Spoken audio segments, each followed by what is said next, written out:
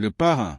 Sorti en 1972, ce chef-d'œuvre de Francis Ford Coppola a redéfini le cinéma, donné vie à des personnages inoubliables et marqué des générations entières. Mais derrière chaque scène légendaire, le murmure rauque de Don Corleone, la tête de cheval ensanglantée ou la porte qui se referme sur Michael, se cache une histoire bien réelle, faite de lutte, de désespoir et de paris risqués. Aujourd'hui, on va explorer les coulisses de ce film iconique. L'écrivain fauché qui a tout déclenché, le réalisateur qui a défié un studio hostile, les acteurs qui ont failli ne jamais jouer, et même l'ombre de la vraie mafia qui planait sur le tournage. Préparez-vous pour un voyage épique, car cette vidéo va révéler des secrets que vous n'oublierez jamais. Alors, installez-vous, prenez un café ou un cannoli, et découvrons comment le Parrain est devenu une légende contre toute attente. La genèse du roman, Mario Puzo, un écrivain au bord du gouffre. Imaginez-vous à New York à la fin des années 1960. Les rues grouillent de vie, mais pour Mario Puzo, un écrivain italo-américain de 48 ans, la vie est un cauchemar. Père de 5 enfants, accablé par des dettes de jeu, Puzo est à 2 doigts de tout perdre. Sa carrière littéraire, un échec cuisant. Il a publié quelques romans, salués par la critique, mais qui se vendent à peine. Les éditeurs de Manhattan le rejettent sans ménagement et les factures s'accumulent. Pour nourrir sa famille, il doit parfois mettre sa vieille machine à écrire au clou. C'est dans ce climat de désespoir qu'il commence à écrire Le Parrain, non pas avec l'ambition de créer un chef-d'œuvre, mais avec un objectif bien plus terrax en grave terre, survivre. Puzo ne cherchait pas à révolutionner la littérature. Il voulait raconter une histoire qui se vendrait. Son inspiration, les récits criminels qu'il dévorait dans les journaux à scandale, mélangés à ses souvenirs d'enfance dans le quartier de Hell's Kitchen. Là, il avait observé des hommes italo-américains, calmes en apparence, mais dont la dignité masquait un monde régi par l'honneur, le pouvoir et la peur. Contrairement aux stéréotypes de gangsters caricaturaux, Puzo voyait en eux des figures complexes, des pères, des frères, des hommes déchirés entre la tradition et la violence. Il décide alors d'écrire une histoire qui humanise ces criminels, non pas comme des monstres, mais comme des tragédies vivantes. En 1968, alors que son manuscrit est encore inachevé, Puzo est à bout. Dans un acte de désespoir, il entre chez Paramount Pictures et vend les droits d'adaptation de son livre pour seulement $80,000, une somme dérisoire pour ce qui deviendra un phénomène mondial. Pour lui, c'est une bouée de sauvetage. Pour le studio, c'est juste une autre histoire de gangster, un projet bon marché à produire rapidement. Ils ne savent pas encore qu'ils viennent d'acheter un trésor. Puzo, lui, continue d'écrire, déversant dans chaque page sa frustration, son héritage italo-américain et sa fascination pour les dynamiques du pouvoir. Quand Le Parrain sort en 1969, c'est une bombe. Le roman devient un best-seller instantané, restant 67 semaines sur la liste du New York Times. Les lecteurs s'arrachent cette saga familiale où le crime n'est qu'un décor pour explorer l'ambition, la loyauté et la perte. Puzo, l'écrivain fauché qui mendiait des avances aux éditeurs, devient soudain la voix de la communauté italo-américaine. Mais ce succès n'est que le début.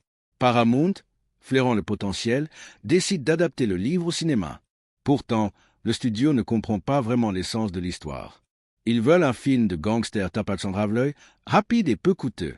Puzo, lui, c'est que Le Parrain est bien plus, une tragédie universelle sur le coup du pouvoir. Pour protéger sa vision, Puzo s'implique dans l'écriture du scénario. Il fait un choix audacieux, écrire une lettre personnelle à Marlon Brando, une légende d'Hollywood alors en disgrâce. « Vous êtes le seul acteur capable de donner vie à Don Corleone », lui dit-il. Cette lettre, rédigée par un homme qui n'avait rien à perdre, marque le début d'une collaboration qui changera le cinéma à jamais. Mais le chemin vers l'écran sera semé d'embûches. Le studio doute, les tensions montent, et Puzo, tout comme le futur réalisateur, devra se battre pour faire entendre sa voix. Cette première étape, c'est l'histoire d'un homme qui a transformé son désespoir en article. Mario Puzo n'a pas seulement écrit un livre, il a posé la première pierre d'un monument culturel. Et pourtant, ce n'était que le début d'une guerre bien plus grande, une guerre entre un studio avide et un jeune cinéaste prêt à tout risquer. On en parle dans la prochaine partie. Les luttes de Francis Ford Coppola pour imposer sa vision. Maintenant, passons à l'homme qui a transformé le roman de Puzo en un chef-d'œuvre cinématographique, Francis Ford Coppola. En 1970, quand Paramount décide de faire un film du Parrain, ils ne cherchent pas un visionnaire. Ils veulent un film de gangster rapide, peu coûteux et qui rapporte gros. Leur choix se porte sur Coppola, un jeune réalisateur de 31 ans, italo-américain, sans grand succès à son actif. Pourquoi lui ? Parce qu'il est bon marché et qu'il connaît la culture italienne. Mais ce qu'il n'avait pas prévu, c'est que ce cinéaste obstiné allait défier chaque décision du studio, risquant sa carrière pour donner vie à une vision qui allait redéfinir le cinéma. Coppola n'était pas le premier choix de Paramount. Loin de là. Le studio avait d'abord approché des légendes comme Sergio Leone, qui travaillait déjà sur Était une fois en Amérique, ou Peter Bogdanovich et Elia Kazan, qui ont tous refusé. Coppola, avec son dernier film en échec et des dettes personnelles, semblait être une option désespérée. Mais pour lui, Le Parrain n'était pas juste un projet. C'était une chance de raconter une histoire profonde, une tragédie familiale déguisée en film de gangsters. Dès le départ, il voit au-delà du cliché des revolvers et des costumes rayés. Pour lui, c'est une fable sur le rêve américain, la loyauté et le prix de l'ambition. Le conflit avec Paramount commence immédiatement. Le studio veut un film moderne, situé dans les années 1970, pour économiser sur les décors, les costumes et les voitures d'époque. Ils imaginent des néons, des discos, un film pop et commercial. Coppola, lui, insiste pour ancrer l'histoire dans les années 1940, avec des Cadillacs, des costumes 3 pièces et une ambiance feutrée. Ce n'est pas un film de gangsters, répète-t-il, c'est une saga sur la famille, le pouvoir et la corruption. Le studio trouve sa vision trop sombre, trop lente, trop coûteuse. Ils envoient des cadres sur le plateau pour surveiller chaque mouvement, et les rumeurs circulent qu'ils contactent secrètement Elia Kazan pour remplacer Coppola en cas d'échec. Chaque jour est une bataille. Coppola raconte plus tard qu'il rentrait chez lui chaque soir, épuisé, s'attendant à trouver une lettre de licenciement. Pour se protéger, il adopte une stratégie inattendue. Il porte un t-shirt avec le mot « Paranoia » écrit dessus. Ce n'est pas une blague, mais un rappel constant qu'à Hollywood, comme dans la mafia, la trahison guette à chaque coin. Cette paranoïa devient son armure. Il se bat pour chaque détail, la musique, les décors, l'éclairage. Il insiste pour tourner à New York, dans des lieux réels comme Staten Island, plutôt que sur des plateaux artificiels à Los Angeles. Le studio doute de tout. Il critique le rythme du film, trouve les scènes trop longues, les dialogues trop introspectifs. À un moment, ils envisagent même de couper le budget en plein tournage. Mais Coppola tient bon. Il s'entoure d'une équipe loyale, dont le scénariste Puzo et le directeur de la photographie Gordon Willis, pour défendre sa vision. Il improvise, ajuste et prend des risques. Par exemple, il décide de tourner la scène d'ouverture, le mariage de Connie Corleone, avec 750 figurants, un défi logistique énorme pour capturer l'authenticité d'une grande famille italienne. Cette lutte constante forge le film. Coppola ne se contente pas de suivre les ordres, il transforme chaque contrainte en opportunité. Quand le studio réduit le budget pour les costumes, il trouve des vêtements d'époque dans des boutiques vintage. Quand il critique l'éclairage sombre de Willis, il défend cette esthétique comme une métaphore de la corruption morale des personnages. Chaque décision est un pari, et chaque pari le rapproche de l'échec ou du triomphe. À la fin, c'est cette ténacité qui fait du Parrain une œuvre unique. Coppola n'a pas seulement réalisé un film, il a livré une bataille contre un système qui voulait l'écraser. Dans la prochaine partie, on parlera des acteurs, ceux que le studio ne voulait pas, mais qui sont devenus des légendes grâce à des choix audacieux. Les batailles de casting Marlon Brando, Al Pacino et les choix audacieux. Le casting du Parrain est aujourd'hui considéré comme l'un des plus parfaits de l'histoire du cinéma. Marlon Brando en Don Vito Corleone, Al Pacino en Michael, James Caan en Sonny. Ces noms sont devenus indissociables du film. Mais à l'époque, aucun d'eux n'était un choix évident. En fait, le studio Paramount a tout fait pour les empêcher de jouer. Cette partie raconte comment Coppola a transformé des décisions controversées en moments de génie, en pariant sur des acteurs rejetés ou inconnus. Commençons par Marlon Brando. En 1970, Brando est une légende en déclin. Ses films récents, comme Mutiny on the Bounty ou One Eye Jack, ont été des flops retentissants. Les studios le considèrent comme un poison au box-office, difficile à gérer, imprévisible et trop cher. Quand Coppola propose Brando pour Don Corleone, les dirigeants de Paramount explosent. Stanley Jaffe, le président du studio, déclare « Tant que je serai là, Marlon Brando ne jouera pas dans ce film ». Mais Coppola ne cède pas. Il croit que Brando, avec son charisme brut et sa capacité à incarner des personnages complexes, est le seul capable de donner vie au patriarche des Corleone. Pour convaincre le studio, Coppola organise un test secret. Il se rend chez Brando à Beverly Hills avec une caméra. Là, Brando improvise. Il enduit ses cheveux de cirage pour les assombrir, bourre ses joues de mouchoir pour imiter un visage affaissé, et adopte une voix rocailleuse inspirée des gangsters qu'il a étudiés. Quand Coppola montre la cassette au studio, les dirigeants sont stupéfaits. Qui est ce vieil homme? Demande l'un d'eux. Quand ils apprennent que c'est Brando, ils n'en reviennent pas. Ils acceptent, mais à des conditions humiliantes. Brando ne recevra pas de salaire initial, devra payer une caution d'1 million de dollars pour garantir son comportement et passer un test caméra obligatoire. Brando accepte, et sa performance, récompensée par un Oscar, deviendra légendaire. Ensuite, il y a Al Pacino, un acteur quasi inconnu à l'époque. Coppola voit en lui la profondeur et la subtilité nécessaires pour incarner Michael Corleone, un homme qui passe d'un idéaliste à un chef mafieux impitoyable. Mais Paramount n'est pas convaincu. Il trouve Pacino trop discret, trop petit, pas assez star. Ils envisagent des noms comme Robert Redford ou Ryan O'Neal, des acteurs plus bancables. Quelques semaines après le début du tournage, le studio panique.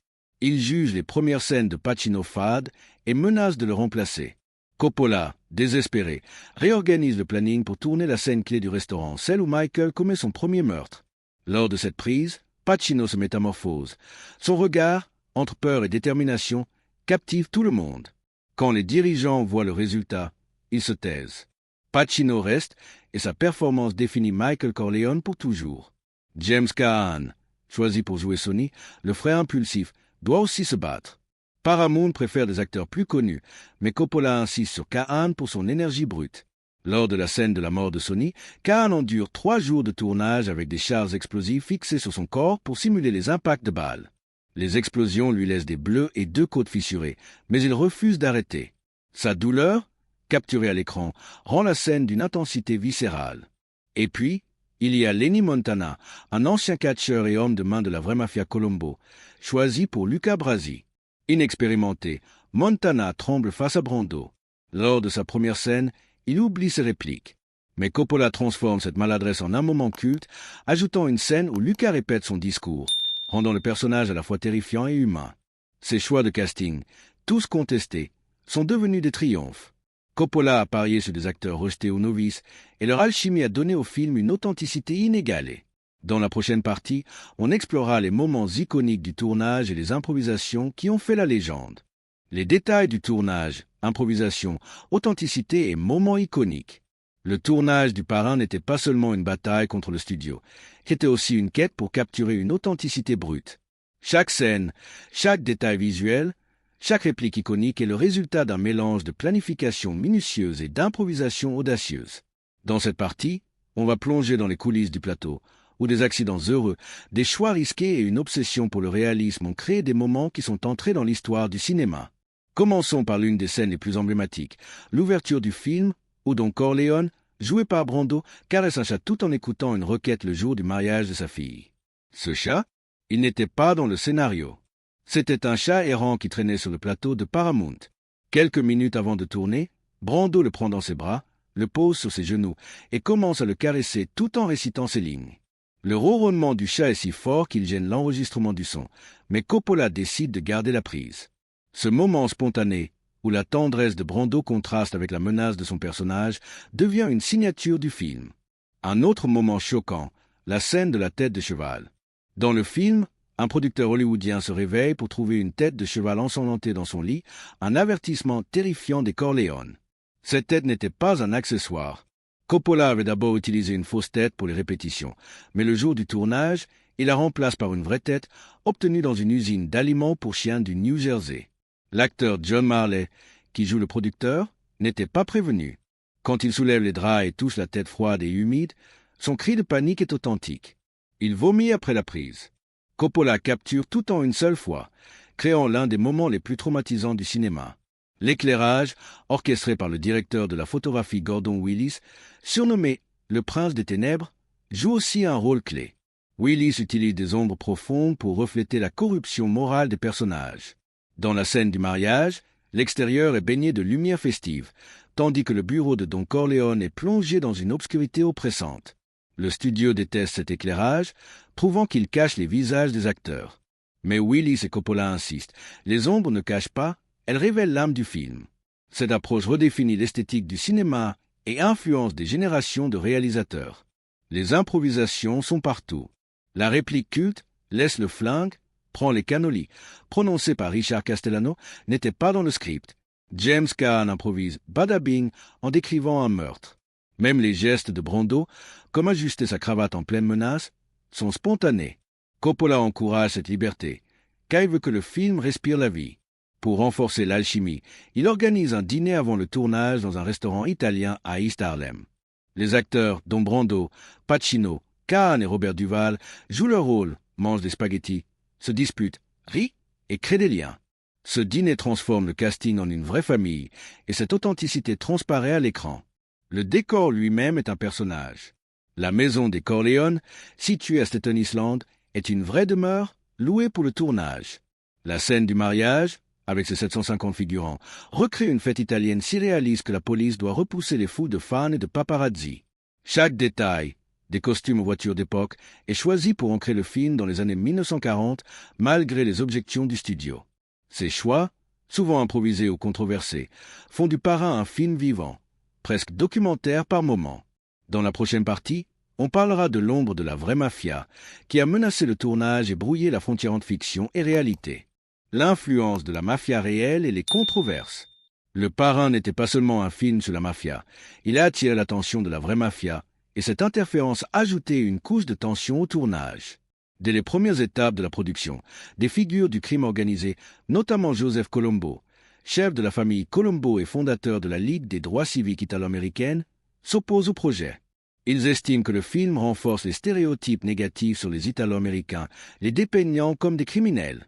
Cette controverse, mêlée de menaces réelles, transforme le tournage en un jeu d'équilibre entre art et réalité.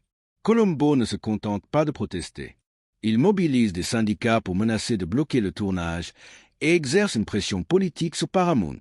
Il exige que les mots « mafia » et « Cosa Nostra » soient supprimés du scénario, arguant qu'il stigmatise la communauté italienne. Le producteur Al Rudi rencontre Colombo en secret pour négocier. Dans un accord surprenant, Rudi promet de retirer ses termes et s'engage à verser une partie des bénéfices du film à un hôpital italo-américain. En échange, Colombo lève les menaces et la production peut continuer. Mais cet accord fragile est bouleversé en 1971, quand Colombo est abattu lors d'un rassemblement public. Cet événement, survenu en plein tournage, brouille les lignes entre la fiction du Parrain et la violence du monde réel. La présence de la mafia ne s'arrête pas là. Lenny Montana, qui joue Luca Brasi, est un ancien homme de main de la famille Colombo. Sa nervosité face à Brando, bien réelle, est intégrée au film pour renforcer l'authenticité du personnage. D'autres figurants, recrutés dans les rues de New York, ont des liens supposés avec le crime organisé. Ces connexions ajoutent une tension palpable sur le plateau. Coppola raconte que des observateurs apparaissaient parfois, surveillant le tournage sans un mot. Était-ce de la curiosité ou une menace voilée? Personne ne le savait vraiment. Le film suscite aussi des débats au sein de la communauté italo-américaine. Certains y voient une célébration de leur culture, avec ses valeurs de famille et de loyauté. D'autres le critiquent pour glorifier le crime. Coppola et Puzo, tous deux italo-américains, marchent sur une corde raide. Ils insistent sur le fait que le film n'est pas une apologie de la mafia, mais une exploration des tragédies humaines universelles. Pourtant, les protestations continuent et le tournage devient un événement médiatique, attirant l'attention des journaux et des curieux. Cette interférence de la réalité façonne le film. Les négociations avec Colombo obligent l'équipe à repenser certains dialogues, mais elles renforcent aussi l'authenticité. En tournant dans des quartiers comme Little Italy, l'équipe capte l'essence de la culture italo-américaine, mais attire aussi des foules de badauds, compliquant la logistique. La police de New York doit intervenir pour protéger le plateau, surtout lors de scènes extérieures comme l'assassinat dans les rues. Ironiquement, cette proximité avec la réalité donne au Parrain une texture unique. Le film ne parle pas seulement de la mafia, il semble en faire partie. Cette tension de fiction et réalité devient un atout, rendant chaque scène plus crédible et plus intense. Dans la prochaine partie, on explorera l'impact culturel du Parrain et son héritage durable dans le cinéma et au-delà. L'impact culturel et l'héritage du Parrain. Quand le Parrain sort en mars 1972, il ne se contente pas d'être un succès au box-office. Il devient un phénomène culturel qui redéfinit le cinéma et influence la société. Avec plus de 250 millions de dollars de recettes mondiales, il est, pendant un temps, le film le plus rentable de l'histoire. Mais son impact va bien au-delà des chiffres. Le Parrain change la façon dont on raconte des histoires, dont on filme et même dont on perçoit la mafia et le rêve américain. Le film marque un tournant dans le cinéma américain. À une époque dominée par des films légers ou des blockbusters simplistes, Le Parrain propose une histoire complexe, sombre et profondément humaine. Il prouve qu'un film commercial peut être une œuvre d'art. Les réalisateurs comme Martin Scorsese, Quentin Tarantino ou David Chase, créateurs des Sopranos, citent Le Parrain comme une influence majeure.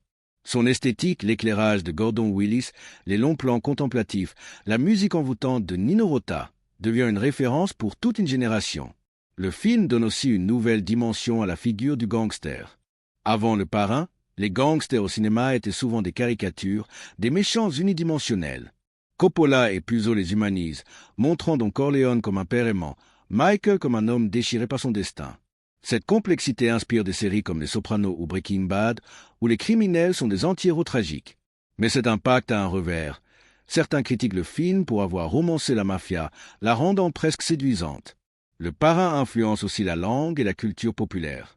Des phrases comme « Je vais lui faire une offre qu'il ne pourra pas refuser » ou « Laisse le flingue, prends les cannolis » entrent dans le langage courant. Les images du film, Brando caressant son chat, Pacino dans la scène du restaurant deviennent des icônes. Même la mafia réelle s'approprie le film. Des membres de la Cosa Nostra commencent à imiter le style et les manières des Corleone, brouillant encore plus la frontière entre fiction et réalité. L'héritage du film se prolonge avec ses suites. Le Parrain, deuxième partie, sorti en 1974, est la première suite à remporter l'Oscar du meilleur film. Robert De Niro, jouant un jeune Vito Corleone, livre une performance magistrale, presque entièrement sicilien. Mais ce triomphe a un coût. Coppola, épuisé par la pression du premier film, avoue que la suite l'a presque brisé. Il décrira plus tard le processus comme une guerre dont il n'est jamais vraiment sorti indemne. Le film a aussi un impact social. Il met en lumière la culture italo-américaine, souvent marginalisée à l'époque. Pour beaucoup, il célèbre des valeurs comme la famille et la loyauté, mais il suscite aussi des débats sur les stéréotypes. La scène finale, ou qui est exclue du bureau de Michael, devient un symbole du patriarcat et de la perte d'innocence. Les universitaires et les critiques y voient une métaphore du capitalisme américain où l'ambition corrompt tout. Aujourd'hui, Le Parrain reste une référence. Il est étudié dans les écoles de cinéma, cité dans les discours et revisité par des générations de fans. Son influence se ressent dans chaque film ou série qui explore la moralité ambiguë, le pouvoir ou la tragédie humaine. Dans la conclusion, on résumera cette incroyable aventure et on vous invitera à partager vos propres réflexions. Et voilà, on arrive au bout de cette épopée. Le Parrain n'est pas juste un film. C'est un miracle né du chaos, du courage et du génie. De l'écrivain Mario Puzo, qui a transformé ses dettes en un best-seller, à Francis Ford Coppola, qui a défié un studio pour imposer sa vision, en passant par des acteurs comme Marlon Brando et Al Pacino, qui ont surmonté les doutes pour créer des légendes, chaque étape de cette aventure est une leçon. Ce film nous rappelle qu'un chef-d'œuvre peut naître des moments les plus sombres, que la véritable demande des sacrifices, et que les histoires les plus puissantes sont celles qui touchent à l'universel, la famille, le pouvoir, la perte. Quand on regarde Le Parrain aujourd'hui, on voit plus qu'un film de gangster. On voit une réflexion sur ce que signifie être humain, sur les choix qui nous définissent et sur le prix qu'on paie pour nos ambitions. Alors, quelle est votre scène préférée? La tête de cheval vous a-t-elle choqué? Connaissiez-vous l'histoire du chat ou la bataille pour Brando? Dites-le nous dans les commentaires. Et si vous avez aimé cette plongée dans les coulisses, abonnez-vous, activez la cloche et partagez cette vidéo avec vos amis. Merci d'avoir regardé et à très bientôt pour une nouvelle histoire.